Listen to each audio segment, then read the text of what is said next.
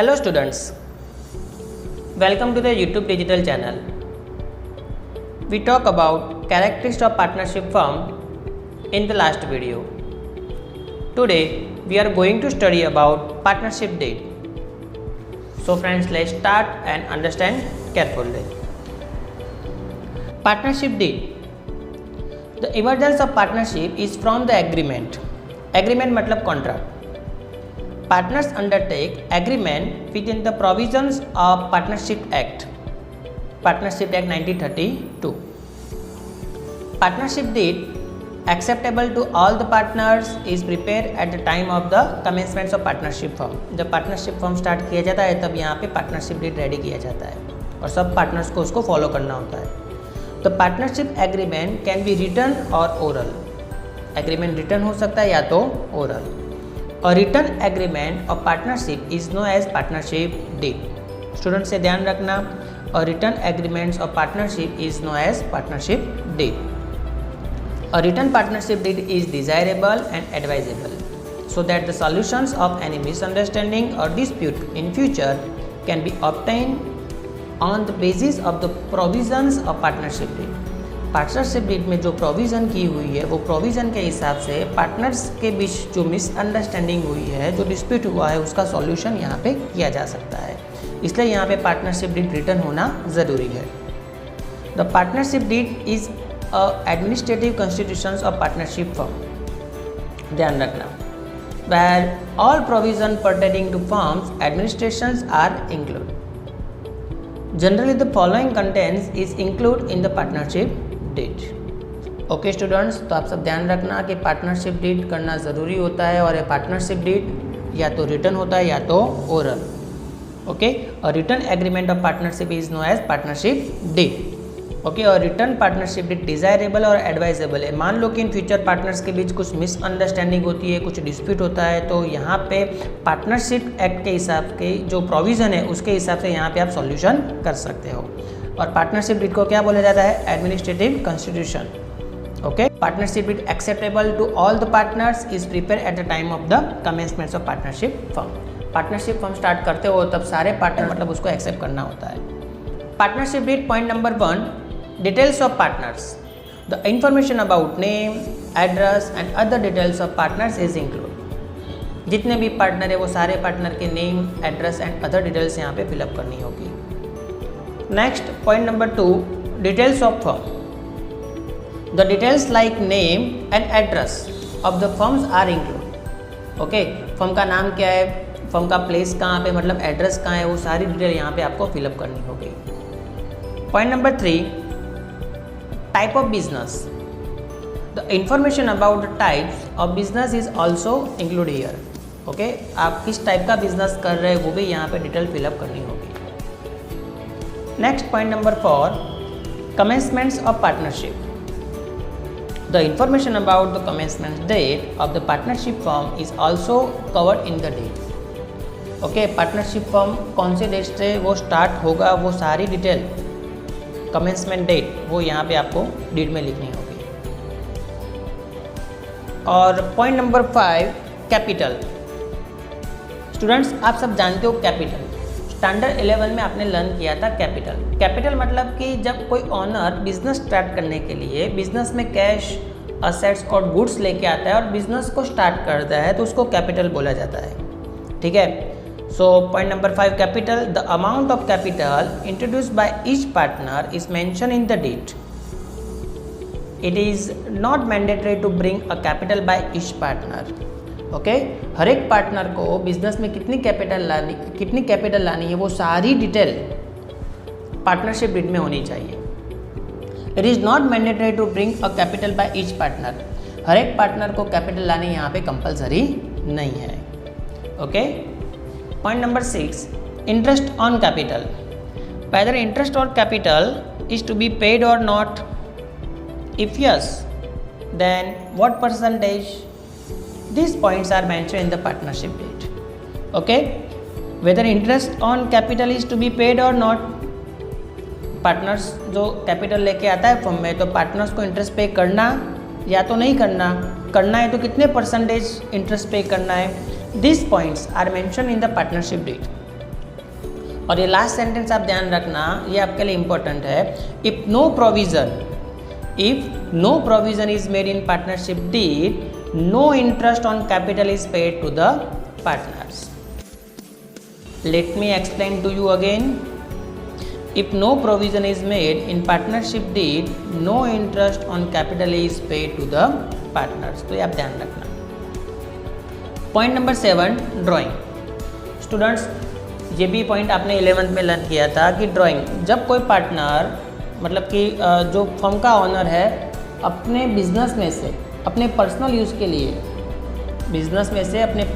के लिए, cash, assets या तो गुड्स ले जाता है अपने पर्सनल यूज़ के लिए, तो जिसको क्या बोला जाता था? ड्राइंग। ओके, तो point number 7, drawing. What maximum amount can be withdraw by each partner is also mention in the partnership deed. Partnership firm में जितने भी पार्टनर है तो मैक्सिमम कितनी अमाउंट वहाँ से मतलब फर्म से विथड्रॉ कर पाएंगे, वो सारी डिटेल पार्टनरशिप डीड में मेंशन होनी चाहिए। Point number 8, interest on drawing. At what rate interest is to be charged on drawing made by the partners during the year is also mentioned in the partnership deed। जो मतलब partners business में जो drawing कर रहे हैं तो मतलब उस पर कितना इंटरेस्ट चार्ज करना, ठीक है, वो सारी डिटेल पार्टनरशिप डीड में होनी चाहिए। And there is no provision, फिर से ध्यान रखना, ये भी इंपॉर्टेंट है। There is no provision in the partnership act for the interest on drawing, but if necessary such provision can be included in the partnership deed। ठीक है, तो there is no provision in the partnership act for the interest on drawing, but if necessary such provision can be included in the partnership deed। तो ये आप ध्यान रखना। Next point number 9, distribution of profit and loss. In which proportion profit or loss of business will be distributed among the partners is provided in partnership deed। Partners के बीच ये जो profit और loss हो रहा है वो कौन से रेशो में डिस्ट्रीब्यूट करना है वो पार्टनरशिप डीड में क्लियर लिखना चाहिए। ठीक है, इफ नो प्रोविजन, ये भी ध्यान रखना, if no provision is made in partnership deed as per the partnership act, profit और loss is distributed in equal proportion. Okay, तो ध्यान रखना ये पॉइंट फिर से मैं आपको समझा रहा हूँ। If no provision is made in partnership deed as per the partnership act, profit और loss is distributed in equal proportion. Equal proportion से आपको डिस्ट्रीब्यूट करना होगा। जब क्वेश्चन में कोई क्लैरिफिकेशन ना हो कि प्रॉफिट एंड लॉस कौन से रेशियो में डिस्ट्रीब्यूट करना, तो आपको इक्वल प्रपोर्शन से डिस्ट्रीब्यूट करना होगा। ठीक है, तो ये पॉइंट आप ध्यान रखना। फाइनल अकाउंट में भी ये 11 मार्क का जो सम आता है उसमें भी ये आपके लिए इम्पोर्टेंट है। Next point number 10, salary, bonus, commission and remunerations to the partners. There is no provision in partnership act for the payment of salary, bonus, commission and remuneration to the partners.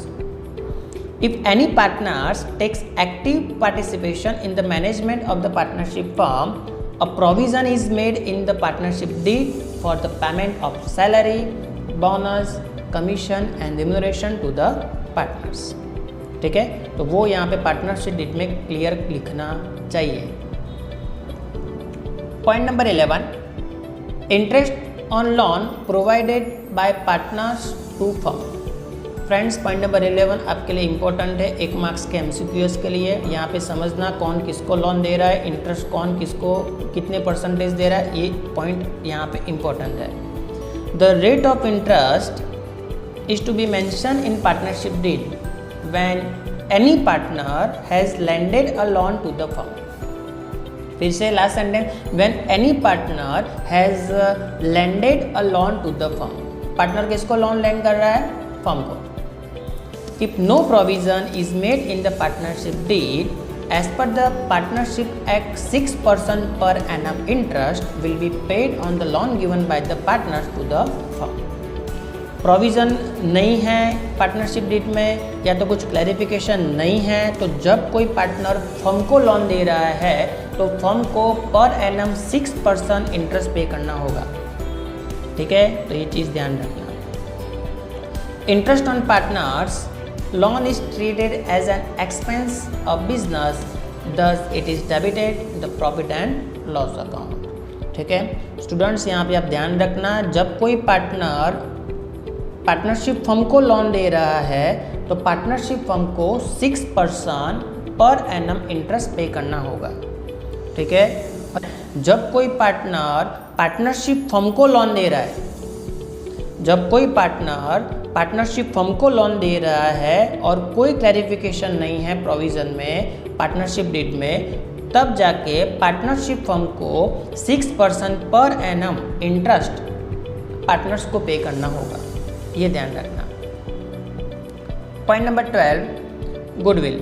The computation to determine the value of goodwill at the time of the admission of a new partner and at the time of the retirement or death of a partner is also mentioned in a partnership deed. Okay students, point number 12 जो हम chapter number 3 valuation of goodwill जिसमें हम learn करने वाले हैं detail में। Point number 13, admission and retirement. The provision pertaining to admission of a new partner and the retirement or death of a partner is also mention in the partnership deed. ठीक है, admission और retirement के बारे में भी यहाँ पे partnership deed में मेंशन करना है। तो एडमिशन के बारे में हमें चैप्टर 5 में लर्न करना है और रिटायरमेंट वो चैप्टर नंबर 6 में हम लर्न करने वाले हैं। और last point number 14, dissolution of firm, in what circumstances firms will be dissolve, what procedure will be adopted etcetera, this points are mention in partnership deed. Okay, तो ये dissolution वाला जो पॉइंट है वो भी हमें चैप्टर नंबर 7 में detail में लर्न करना है। तो यहाँ पे 1 to 14 जो पार्टनरशिप डीड के पॉइंट है वो आप ध्यान रखना। मेन यहाँ पे आपको 4 पॉइंट आपको ध्यान रखना है, 4 पॉइंट। फर्स्ट पॉइंट है, जब पार्टनरशिप एक्ट 1932 के हिसाब से कोई प्रोविज़न ना हो तब जाके पॉइंट नंबर 1 ध्यान रखना, interest on the capital of partners can not be paid. Point number 2, the distribution of profit and loss would remaining in equal proportion. Next, third number, interest on drawing of the partners can not be charge. And last point आप ध्यान रखना, 6% per annum interest is payable for the loan given by any partner to the firm. ठीक है, तो ये 1 to 14 point आप learn कर लेना।